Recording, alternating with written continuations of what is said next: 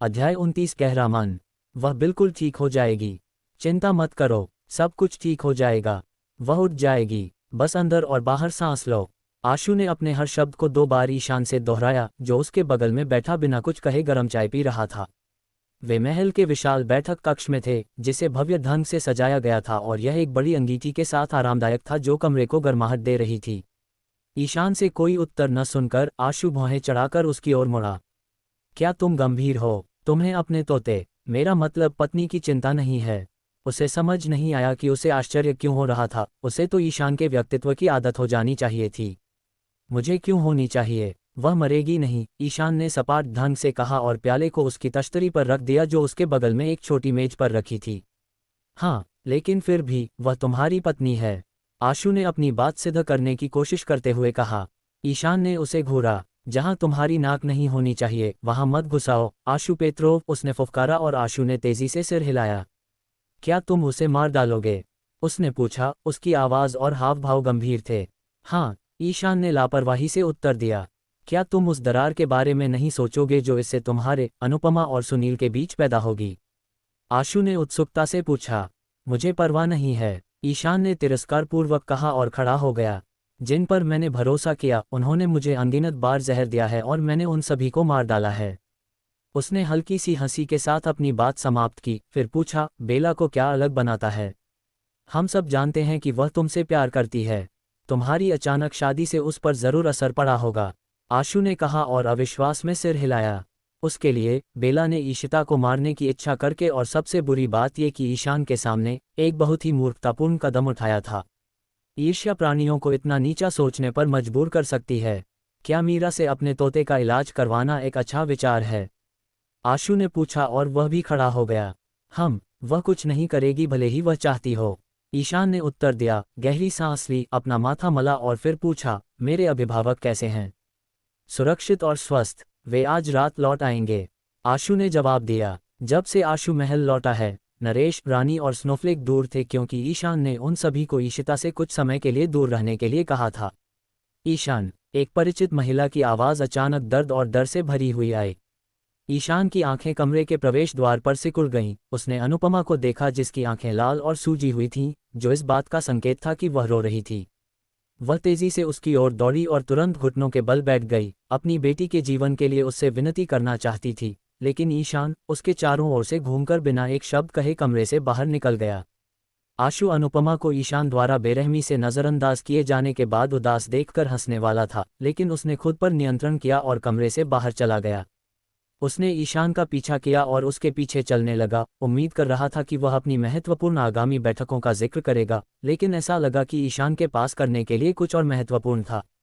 गलियारा अंधेरा, शांत, निराशाजनक और असामान्य रूप से ठंडा था, जैसे कि वे बाहर हों। आशु ने ईशान की बदलती हुई परछाई पर आंखें सिकुड़ी जो उसकी परछाई से कहीं ज्यादा गहरी थी। ये ईशान के लिए भी अजीब था। क्या हो रहा है? वह पूछना चाहता था, लेकिन ईशान ने उसे बीच में ही रोक दिया। मैं कुछ हफ्तों के लिए महल छोड़ रहा हूँ, ईशान ने अप्रत्याशित रूप से सूचित किया। क्या, इस महत्वपूर्ण समय में नहीं, महाराज? वह सदमे में चिल्लाया और सिर झुकाकर ईशान के सामने आ गया। मेरे अभिभावक हमारे साथ आएंगे, ईशान ने शांति से कहा।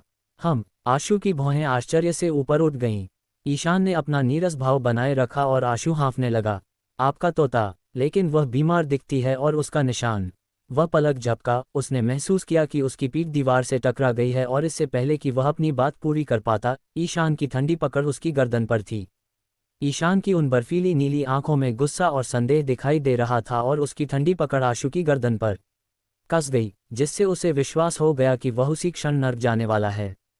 तुम्हें निशान के बारे में कैसे पता? ईशान ने कड़ाई से पूछताछ की। आशु की आंखें तेजी से इधर उधर घूमी, फिर ईशान पर टिकीं।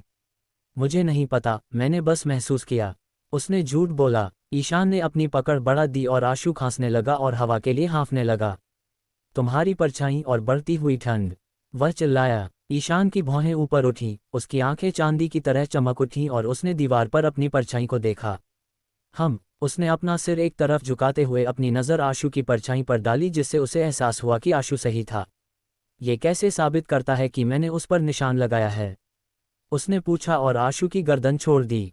अनंत सर्दी तुम्हारी भावनाओं को संचालित करती है, ज्यादातर समय, और वासना का निशान न केवल उसे बल्कि तुम्हें भी प्रभावित करने वाला है।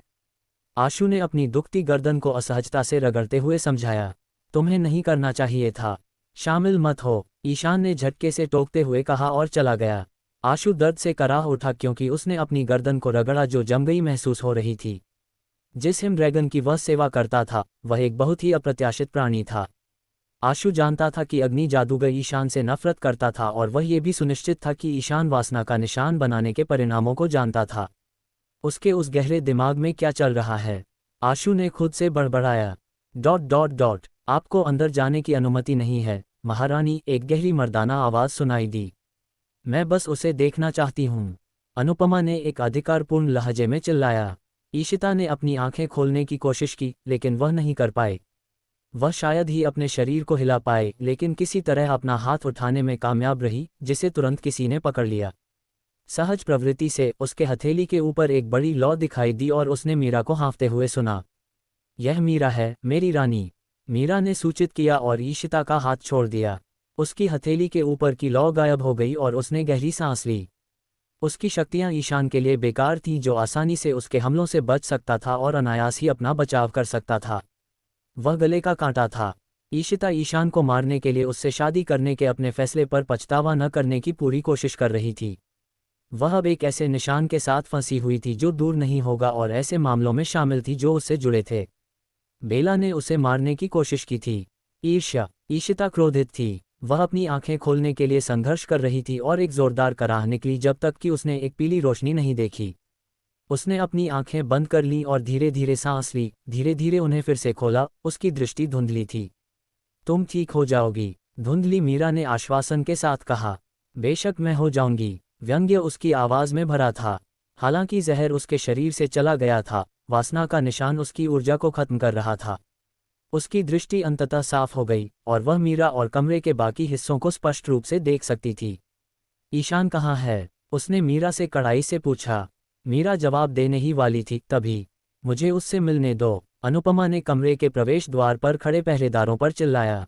आपको उनसे मिलने की अनुमति नहीं है, एक पहरेदार ने शांति से कहा। हमें आप पर बल प्रयोग करने के लिए मजबूर न करें, दूसरे पहरेदार ने गुर्राया। ये सब सुनकर ईशिता बिस्तर से उठी और कमरे के प्रवेश द्वार की दिशा में चली गई। मीरा ने उसकी बांह पकड़ी जिससे वह रुक गई और कहा, मत जाओ। क्यों? ईशिता ने भ्रमित होकर पूछा। मेरी बहन ने तुम्हें जहर दिया, ईशान उसे मारने वाला है और माँ इस समय बहुत भावनात्मक स्थिति में है, मीरा ने उत्तर दिया और ईशिता की आंखें सदमे में चौड़ी हो गईं। अध्याय 30। उसकी मोहरा। उसकी आंखों का सदमा गायब हो गया और उसने त्योरी चढ़ाई। उसने मुझे मारने की कोशिश की। मुझे परवाह नहीं कि ईशान उसे मारेगा या नहीं, उसने सख्ती से कहा। जब तक वह महल में नहीं आई तब तक वह बेला को नहीं जानती थी और न ही उसे बेला और ईशान के रिश्ते के बारे में पता था।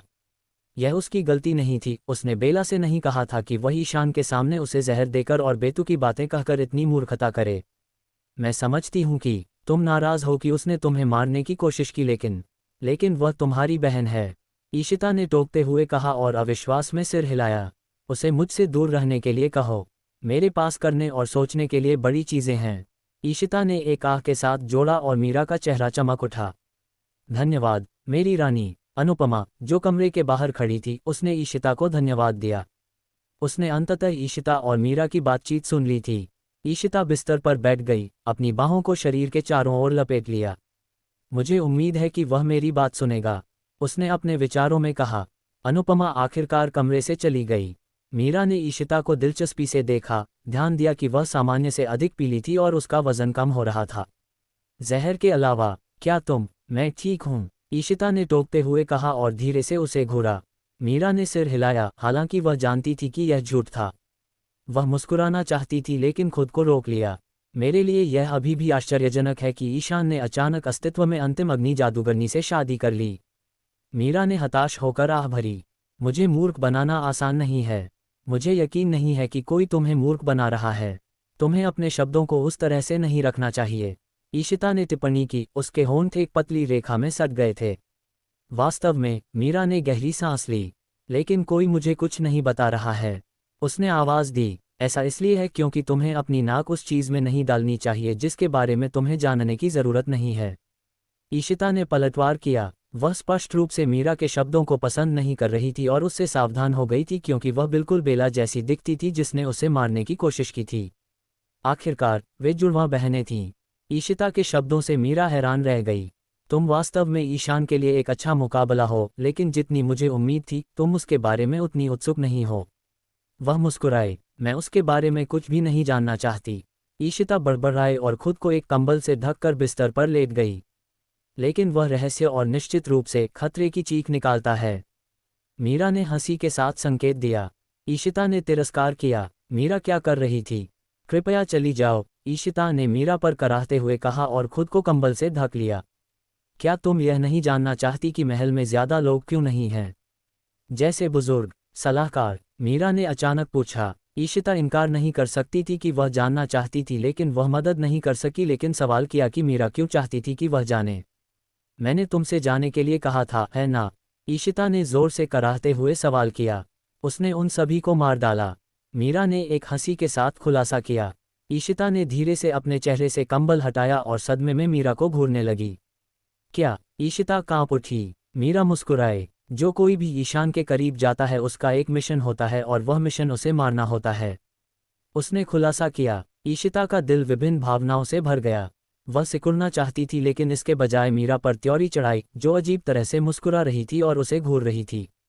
लेकिन तुम, डचेस अनुपमा, ड्यूक सुनील, बेला, मुझे लगता है, और कई अन्य अभी भी उसके साथ हैं, या क्या तुम्हारा भी उसे मारने का मिशन है?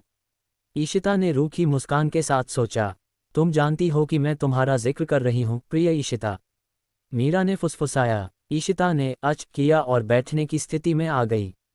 बेशक, मैं जानती हूँ, ईशिता ने मजाक किया। मीरा ने सिर हिलाया। वैसे तुम अब पूरी तरह से ठीक हो, लेकिन मुझे नहीं पता कि तुम असामान्य रूप से पीली क्यों हो।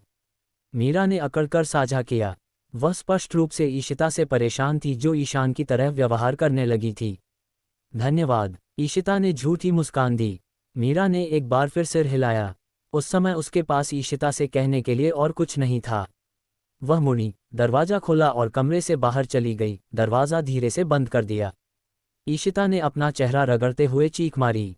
मीरा के सवालों और शब्दों ने उसे गहराई से एहसास कराया कि उसका जीवन बिखर रहा था। डर ने उसे घेर लिया। दूसरी बात, तुम प्राबिन के लिए महज एक मोहरा हो, और यह बहुत दुखद है। ईशान की आवाज़ उसके सिर में गूंजी। फायरियन ड्रैगन ईशान से नफरत करते थे क्योंकि अनंत सर्दी उन्हें तेजी से मार रही थी। वे सर्दी को समाप्त करने के लिए उससे छुटकारा पाना चाहते थे। ईशिता की आंखों में आंसू भर आए क्योंकि उसके सिर में बुरी तरह दर्द हो रहा था। उसने खुद को मूर्ख, इस्तेमाल किया हुआ और क्रोधित महसूस किया। वह एक मोहरा थी और एक बड़े जाल में फंस गई थी। नहीं, नहीं, नहीं, वह रो पड़ी और फूट फूट कर रोने लगी। उसे वापस क्रेडिया जाना था। उसका घर खतरे में था।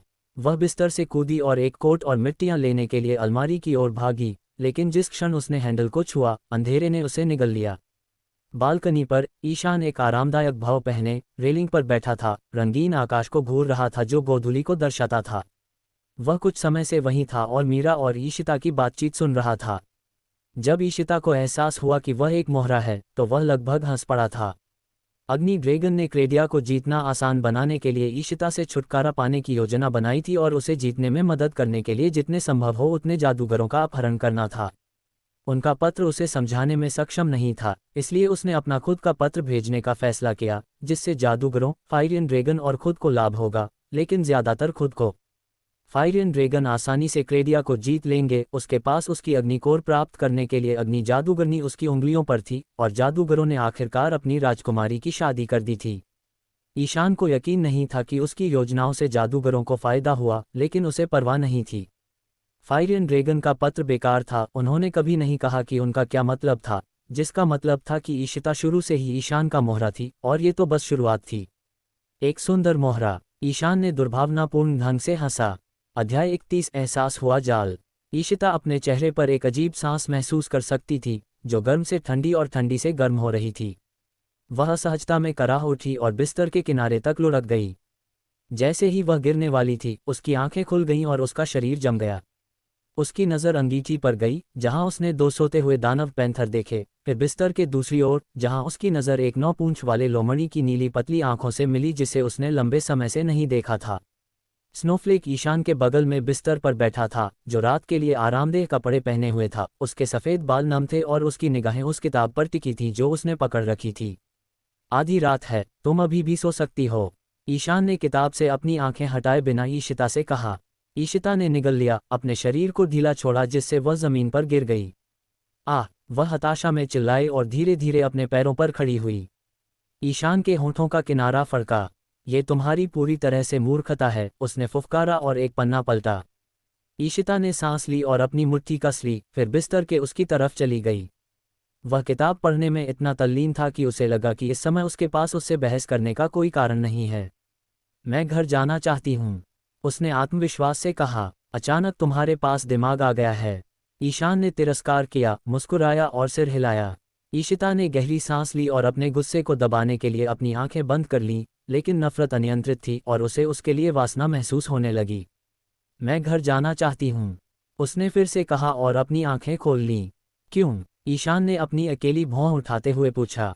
ईशिता की आंखें उसके क्रोध के संकेत के रूप में आग के लाल रंग की हो गईं। वह उसका कारण जानता था। तुम जानते हो कि फायरियन ड्रैगन मुझे रास्ते से हटाना चाहते हैं, है ना? ईशिता ने दांत पीसते हुए पूछा। हाँ, उसने जवाब दिया और अपनी निगाहें उसकी ओर मोड़कर उसकी वासना से भरी आंखों में सीधे देखा। यह मेरी गलती नहीं है कि तुम जाल में फंस गईं। तुमने जाल बिछाया था, ईशिता ने उग्रता से चिल्लाया। ईशान की आंखें चांदी की तरह चमक उठीं। ईमानदारी से कहूं तो मुझे उम्मीद नहीं थी कि तुम्हें इतनी जल्दी पता चल जाएगा। मीरा ने अनजाने में तुम्हें इतना गहरा सोचने पर मजबूर कर दिया, उसने रूखे ढंग से कहा। तुमने हमेशा मुझे मूर्ख समझा है, ईशिता ने अविश्वास में पूछा। मैंने तुम्हें हमेशा बेतुका और मूर्ख समझा है, लेकिन बेकार नहीं, उसने लापरवाही से जवाब दिया और अपनी निगाहें वापस किताब पर टिका दीं। ईशिता की आंखों में आंसू भर आए। उसने अपनी सांस और आंसू को नियंत्रण में रखने की कोशिश की, लेकिन वे बस बह निकले। उसे कृति की बात न मानने का पछतावा हुआ, लेकिन ईशान ड्रैगोस को छोड़कर कोई भी इस सब का अनुमान नहीं लगा सकता था। मैं अब परवाह नहीं करना चाहती, ईशिता सिसकी और अपना सिर नीचे कर लिया। वासना की भावना और मजबूत होती जा रही थी, लगभग उसे घर लौटने के उसके वर्तमान लक्ष्य से विचलित कर रही थी। तुम अब परवाह नहीं करना चाहती, जिसका मतलब है कि तुम अब मुझे मारना नहीं चाहती। ईशान ने उसे देखे बिना शांति से टोका। मैं तुमसे दूर रहना चाहती हूँ। ईशिता बड़बड़ाई और मुड़ गई। ईशान ने अपना सिर उठाया, उसकी पीठ को घूरा और फुफकारा। काय? हाँ, ईशिता ने पलट कर कहा और उसकी ओर मुड़ी। हाँ, मैं एक काय हूँ। मुझे अब परवाह नहीं है क्योंकि मेरा लक्ष्य शुरू से ही अपने राज्य को बचाना है, उसने चिल्लाया। उसकी आंखों से आंसू बह रहे थे। बहुत बुरा, ईशान ने अपनी जीभ से आवाज निकाली, किताब को बिस्तर पर रखा और आलस्य से अपनी गर्दन के पीछे खरोंचते हुए खड़ा हुआ। तुम्हारे राज्य को बचाने की जरूरत नहीं है, मेरी प्रिय तोते, उसने गहरी फुसफुसाहट के साथ जोड़ा। तुम मेरे राज्य के बारे में क्या जानते हो? ईशिता ने उस पर गुर्राया। ईशान ने सिर हिलाया। मैं कुछ समय से तुम्हारे दिमाग में कुछ समझ डालने की कोशिश कर रहा हूं, लेकिन तुम कभी नहीं समझती। तुम हमेशा मुझसे नफरत पर ध्यान केंद्रित करती हो और यही कारण है कि मुझे तुम्हें चिन्हित करना पड़ा, और सच कहूं तो ये कुछ ऐसा है जो मुझे नहीं करना चाहिए था। उसने हताशा में अपने बालों में उंगलियां फेरी और जारी रखा। तुम वापस नहीं जा रही हो, वह अपने शब्दों पर दृढ़ रहा। तुम निशान नहीं हटा सकते। पिछली बार की शर्तें अब बेकार हैं। मैं घर जा रही हूँ। ईशिता ने अपने पूरे शरीर को भयंकर आग से घेरते हुए उग्रता से चिल्लाया। ईशान ने स्थिर खड़े होकर अपनी आंखें घुमाईं। उसके पैंथर अपनी नींद से जागे और ईशिता पर ध्यान केंद्रित किया, गुर्राते हुए और उस पर हमला करने की तैयारी करते हुए, जबकि स्नोफ्लेक, जो बिस्तर पर बैठा था, ईशान जितना ही उदासीन लग रहा था। मेरे कमरे को मत जलाओ, तोते, ईशान ने लापरवाही से कहा। ईशिता की उग्र अग्नि से भरी आंसू भरी लाल आंखें उस पर सिकुड़ गईं, वासना और दर्द को दर्शाते हुए। तुम मेरे साथ ऐसा क्यों कर रहे हो? उसने कमजोर आवाज में पूछा। मुझे तुम्हारी अग्निकोर चाहिए, ईशान ने गहरी फुसफुसाहट में जवाब दिया। उसकी चांदी की आंखें झिलमिला उठीं, किसी भी भावना के संकेत को छिपाते हुए। ठीक है, ईशिता ने अपनी आंखें बंद कर लीं और गहरी सांस ली। ईशान और उसके अभिभावकों ने अपनी निगाहें उस पर टिका दी, ये देखने के लिए इंतजार कर रहे थे कि वह क्या करेगी। ईशिता ने तुरंत अपनी आंखें खोलीं, अपने शरीर के चारों ओर की अग्निशक्ति को ईशान की ओर निर्देशित किया, जो गतिहीन खड़ा रहा, आग को खुद पर हमला करने दिया। वह दर्द से कराह उठा, जिससे ईशिता को बालकनी की ओर भागने का मौका मिल गया। ईशान और उसके अभिभावक एक चमकीली चमक में घिर गए, और जब चमक फीकी पड़ी तो वे अपनी अंधेरी अवस्था में वापस आ गए। अभिमानी तोते, ईशान ने गुस्से में फुफकारा और अपने काले बालों में उंगलियां फेरी। रुको, उसने अपने अभिभावकों पर गुर्राया और बालकनी पर प्रकट हुआ, ईशिता को रेलिंग पर खड़े देखा। उसने अपनी बाहों को उसकी गाउन से ढकी टांगों के चारों ओर लपेटा और जैसे ही वह कूदने वाली थी, उसे रेलिंग से खींच लिया। वह चिल्लाए और अपने पैरों को मारने की कोशिश की जब वह उसे वापस कमरे में खींच रहा था, लेकिन वह टस से मज नहीं हुआ। शांत रहो, वह चिल्लाया और उसे जोर से बिस्तर पर पटक दिया। ईशिता हैरान रह गई और अविश्वास में उसे देखा। वह अपनी अंधेरी अवस्था में था और बेहद सेक्सी लग रहा था क्योंकि वह गुस्से में था। क्यों? इस निशान के होते हुए उसे अपनी अंधेरी अवस्था में क्यों होना पड़ता है? ईशिता ने हताशा में अपने विचारों से पूछा। वह दूर हट गया और दरवाजे की ओर चला गया, फिर उसे खोला। बाहर निकलो, उसने अपने अभिभावकों पर चिल्लाया। पैंथर सबसे पहले भाग गए, जबकि स्नोफ्लेक ने ईशिता को हत्यारे की तरह घूरा, जो अपनी वासनापूर्ण विचारों में बहुत व्यस्त थी और ध्यान नहीं दे रही थी। फिर वह बिस्तर से कूदा और कमरे से बाहर निकल गया। अब ईशान ने जोर से दरवाज़ा बंद किया जिससे ईशिता चौंक गई। मुझे तुम्हें छूने के लिए कहो, उसने मोहक ढंग से कहा जैसे ही वह बिस्तर की ओर धीमे लेकिन लंबे कदम उठा रहा था। ईशिता सदमे में घूरने लगी और धीरे धीरे बैठने की स्थिति में आ गई। क्या? वह हकला गई। यह उम्मीद नहीं थी कि वह ये शब्द कहेगा। यह उसके लिए ये कहने का बहुत बुरा समय था। वह बिस्तर पर चढ़ा, एक काली मुस्कान पहने हुए उसकी ओर रेंगने लगा जिसने उसकी त्वचा पर रोंगटे खड़े कर दिए। मुझे खुद को दोहराना पसंद नहीं है, उसने फुसफुसाया, उसकी आवाज़ और ज़्यादा भारी थी। ईशिता ने मुश्किल से निगल लिया क्योंकि उसका शरीर उसके स्पर्श के लिए तरस रहा था, उसके होंठ उसके लिए तरस रहे थे और उसका मन उससे भरने के लिए तरस रहा था। नहीं, मुझे मत छुओ, उसने गुर्राया और गहरी त्योरी चढ़ाई। तुम कितनी बड़ी झूठी हो, प्रिय अग्नि जादूगरनी। कमरे में अचानक एक महिला की आवाज़ खिलखिलाई। ईशिता को सुनाई नहीं दी जिसने हर पल गहरी त्योरी चढ़ाई जब उसने ईशान को घूरा। ईशान, उसे लेकर जल्द ही हवेली आओ। वह दूसरे दिन आई थी लेकिन मुझे लगता है कि मैंने उसे चौंका दिया। द लाइकान्स फॉरबिडन मेट और बेथरोथर टू द नाइट को अपनी लाइब्रेरी में जोड़ना सुनिश्चित करें। मैं आपके समर्थन के लिए आभारी हूँ। अध्याय 32 पलायन 1। ईशान ने अपना सिर एक तरफ झुकाया, मुस्कुराया और बिस्तर पर बैठ गया। उसने किताब उठाई और खोली। क्या तुम्हें यकीन है? उसने लापरवाही से पूछा। ईशिता उससे विस्मय में घूरने लगी, उसे इतनी शांति की उम्मीद नहीं थी। मैं तुम्हें इस निशान का फ़ायदा उठाने देने वाली नहीं हूँ। उसने उस पर तंज कसा। ठीक है, मैं हूँ, ईशान ने फुफकारा और अपनी निगाहें उसकी ओर मोड़ लीं। ईशिता ने तेज़ी से पलकें झपकाईं और अपने होंठ दबा लिए। उसे लगा कि वह बर्बाद हो गई है, लेकिन वह उसे खुद पर हावी नहीं होने देगी और उसे अपनी कठपुतली की तरह इस्तेमाल करना जारी नहीं रखेगी। ठीक है, उसने नाटकीय ढंग से चिल्लाया और बिस्तर पर खड़ी हो गई। ईशान ने उसे नीरसता से घूरा और फिर अपनी निगाहें वापस किताब पर टिका दीं। मैं तुम्हें खुद को स्वेच्छा से दे दूंगी, उसने आत्मविश्वास से घोषणा की। और ईशान ने पूछा और एक पन्ना पलटा। ईशिता ने गहरी सांस ली और अपना सिर नीचे कर लिया। उसे चक्कर आ रहा था और वह थकी हुई थी। उसने अपना सिर हिलाया क्योंकि वह अपने पैरों पर खड़ी थी, एक ऐसा फैसला करने के लिए तैयार थी जो उसके राज्य को बचाएगा। तुम्हें वह सब मिलेगा जो तुम चाहते हो, मेरी अग्निकोर। अगर 2 महीने के भीतर एक बच्चा पैदा करना संभव है तो एक बच्चा। वह रुकी और अपना गला साफ किया, ये जानते हुए कि उसने जो कहा वह बहुत बेतुका था। तुम्हारे पास मुझे मारने का हर अधिकार होगा, लेकिन मुझे अपना राज्य बचाने दो, उसने मुश्किल से कहा। ईशान ने किताब बंद कर दी, ये सुनिश्चित करते हुए कि उससे एक जोरदार आवाज़ आए। फिर ईशिता पर एक ठंडी निगाह डाली जो गंभीर और थोड़ी आशावान लग रही थी। पत्थर जितनी मूर्ख और अंततः बहरी, उसने फुफकारा और अपनी आंखें घुमाईं। ईशिता की आंखों में आंसू भर आए क्योंकि उसने कल्पना की कि उसके पिता, मौसी लीना, डैनियल, उन्हें कोई अंदाज़ा नहीं था कि उनके लिए क्या आ रहा था। क्या होगा अगर उन पर पहले ही हमला हो चुका हो और ईशिता को इसके बारे में पता ही न हो? उसे लगा कि वह उनके बोझ का कारण है, इस तरह के जाल में फंस गई है। कृपा, या उसकी आवाज़ कांप गई। तुम्हारे राज्य को बचाने की ज़रूरत नहीं है। ईशान गुर्राया, उसका पैर पकड़ा और उसे अपनी ओर खींच लिया। ईशिता ने खुद को उसकी गोद में घसीटने दिया और उसकी नीली पतली आंखों में देखा जो केवल गहरे भावनाओं को विकीर्ण कर रही थीं। ईशान ने तोते पर अपनी निगाहें टिका दीं, जिसकी आंखें आंसू से भरी हुई थीं जो बहने की धमकी दे रहे थे। उसके होंठ कांप रहे थे और उसका दिल सामान्य से ज़्यादा तेज़ी से धड़क रहा था, शायद इसलिए कि वह उसके लिए वासना महसूस कर रही थी। वह भोली थी और आसानी से धोखा खा जाती थी, और ईशान ने इसे उसकी एक दुखद और दयनीय विशेषता के रूप में देखा। तुम्हें मुझे निराश देखकर अच्छा लगता है, ईशिता ने कमज़ोर ढंग से कहा। मैं इस अवस्था में कुछ भी महसूस नहीं करता, ईशान ने लापरवाही से जवाब दिया, और ईशिता ने उस पर अपनी नज़र घुमाई। उसकी आंखें बिना पलक झपकाए थीं। कम से कम प्यार, उदासी, खुशी, गुस्सा और जो भी हो, वह नहीं। उसने अपनी आवाज़ में सपाटपन बनाए रखते हुए जोड़ा। तुम अभी भी मेरे लिए अलग नहीं हो, ईशिता ने व्यक्त किया और त्योरी चढ़ाई।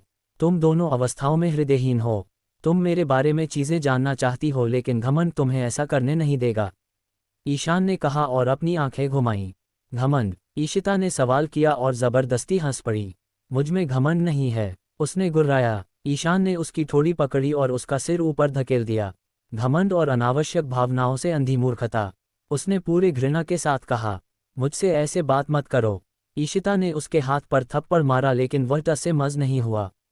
अहंकारी, ईशान गुर्राया, उसकी गर्दन पकड़ी और अपने होंठ उसके होंठों पर टिका दिए। ईशिता सिसकी और उसके होंठों को पकड़ा, लेकिन उसने अपनी पकड़ उसकी गर्दन पर कसते हुए महसूस किया तो उसने छोड़ दिया। तुम कभी नहीं समझती, ईशान ने उसके होंठों के खिलाफ फुसफुसाया। उसकी गर्दन छोड़ी, और इससे पहले कि वह प्रतिक्रिया कर पाती, उसने उसके माथे को झटका दिया, जिससे वह बेहोश हो गई। उसने उसे बिस्तर पर लिटाया और उसके चारों ओर एक कंबल लपेट दिया। दुर्भाग्यपूर्ण, उसने बड़बड़ाया और बालकनी की ओर चला गया। वह स्थिर खड़ा रहा, एक तारहीन आकाश में चांद को घूर रहा था। अकेला दिखने वाला चांद उसकी आंखों में झलक रहा था, मानो वह उसकी आंखों की एक विशेषता हो। समय धीमा लगता है, उसने फुसफुसाया और अपनी आंखें बंद कर लीं, क्योंकि एक चमकीली चमक ने उसे घेर लिया और वह अपनी सामान्य अवस्था में वापस आ गया। बहुत धीमा, उसने फुसफुसाया और अपना हाथ अपनी छाती पर रखा, जहां वह अपने बिना धड़कने वाले दिल को महसूस कर सकता था। डॉट डॉट डॉट ईशिता ने अपनी आंखें खोलीं तो देखा कि दो बड़ी नीली पतली आंखें उसे घूर रही थीं। वह डरी नहीं, क्योंकि वह स्नोफ्लेक था, प्यारा छोटा 9 पूंछ वाला लोमड़ी। वह कराहते हुए बैठने की स्थिति में आ गई और कमरे के चारों ओर देखा, जो ईशान और उसके दानव पैंथर से खाली था। वह बिस्तर से कूदी, बिस्तर के किनारे से अपने जूते पहने, अलमारी की ओर भागी और एक सफ़ेद बड़ा रोएदार हुड वाला कोट और आरामदायक मिट्टियां निकाली, जिसे उसने पहना। वह ईशान को अपने राज्य को बचाने से रोकने वाली नहीं थी, जैसा कि उसने हमेशा किया था। वह बालकनी की ओर भागी और रेलिंग पर चढ़ गई, आह भरते हुए, जैसे ही ठंडी हवा ने उसके कोट और शरीर को भिगो दिया। आकाश हल्का हो रहा था, जो आने वाली भोर का संकेत दे रहा था। उसका दिमाग तेजी से दौड़ रहा था, क्योंकि उसने उम्मीद की थी कि ईशान उसे रोकने के लिए कहीं से भी प्रकट नहीं होगा, या इससे भी बदतर, उसे फुसलाएगा नहीं। जब उसने एक गुर्राहट सुनी तो वह धीरे से मुड़ी और स्नोफ्लेक को जमीन पर मासूमियत से घूरते हुए देखा। क्या 9 पूंछ वाला लोमड़ी उसके साथ आना चाहता था? वह जानती थी कि यह एक अच्छा विचार नहीं था, लेकिन वह बस बहुत प्यारा था। आओ, वह मुस्कुराई, रेलिंग से कूदी और 9 पूंछ वाले लोमड़ी को अपनी बाहों में उठा लिया, फिर वापस रेलिंग पर चढ़ गई। जब उसने ईशान और आशु को सीधे नीचे एक दूसरे से बात करते हुए देखा, तो उसकी आंखें जमीन पर चली गईं और उसका दिल लगभग उसके मुंह से बाहर निकल गया। बिल्कुल नहीं, वह घबराकर हंसी, रेलिंग से कूदी और वापस कमरे में भागी। कृपया कोई आवाज़ मत करना, उसने 9 पूंछ वाले लोमड़ी से विनती की और दरवाज़ा धीरे से खोला। वह बाहर निकली और लंबी, अंधेरी दालान में तेजी से कदम बढ़ाए। वह जल्दी से उन सीढ़ियों पर थी जो उस कमरे से जुड़ी थीं, जो खुले तौर पर निकास की ओर ले जाता था।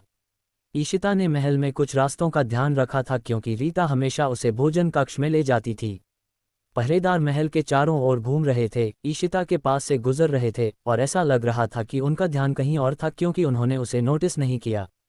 वह चीख पड़ी और डर के मारे लगभग जम गई, क्योंकि उसका दिल कई बार पलटा, जिससे उसने प्रार्थना की कि उसे दिल का दौरा न पड़े और वह मर न जाए। वह बाहर भागी और खुशी से भागने से पहले एक गाड़ी के पीछे छिप गई। महल के महान द्वार तक का रास्ता लंबा था, लेकिन ईशिता ने तेज होने की पूरी कोशिश की, इसके बावजूद कि वह वासना के निशान और पहने हुए बड़े हुड वाले कोट से कितनी कमज़ोर महसूस कर रही थी। उसने अपनी हाफती सांस को नियंत्रित करने के लिए संघर्ष किया, जब तक कि वह द्वार पर नहीं पहुंची, जहां उसने मृदुल को देखा, जो एक भयानक लेकिन उज्ज्वल मुस्कान के साथ उसके सामने खड़ा था, जैसे कि वह उसका इंतजार कर रहा हो।